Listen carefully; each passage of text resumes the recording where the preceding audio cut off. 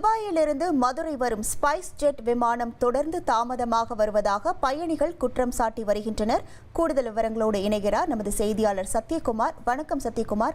பயணிகள் தரப்பிலிருந்து என்ன குற்றச்சாட்டு முன்வைக்கப்படுகின்றது? இது தொடர்பாக விமான நிறுவனத்தில் இருந்து ஏதேனும் விளக்கம் அளிக்கப்பட்டிருக்கிறதா? முழு விவரங்கள். வணக்கம். தென் மாவட்டத்தின் முக்கிய விமான நிலையமாக பார்க்கப்படும் மதுரை விமான நிலையத்திலிருந்து பல்வேறு நாடுகளுக்கு விமான சேவை நடைபெற்று வருகிறது. அந்த வகையில் மதுரையிலிருந்து துபாய்க்கு தினமும் ஒரு விமான சேவையானது ஸ்பைஸ் ஜெட் நிறுவனம் வழங்கி வருகிறது. இந்த நிலையில் பார்த்தோமேனால் கடந்த சில தினங்களாகவே அந்த மதுரையிலிருந்து செல்லக்கூடிய ஸ்பைஸ் ஜெட் விமானம் தொழில்நுட்ப கோளாறு காரணமாக மிக தாமதமாக செல்வதால் அங்கு இருக்கக்கூடிய பயணிகள் மிகவும் சிரமப்படுகின்றனர். மேலும் கடந்த 15ஆம் தேதி பார்த்தோமேனால் இந்த விமானமானது இங்கிருந்து செல்லக்கூடிய விமானம் நீண்ட நேரம் பயணிகள் காக்க வைக்கப்பட்டு அதன் பின்னர் அந்த விமான சேவையானது அன்றைக்கு ரத்து செய்யப்பட்டது.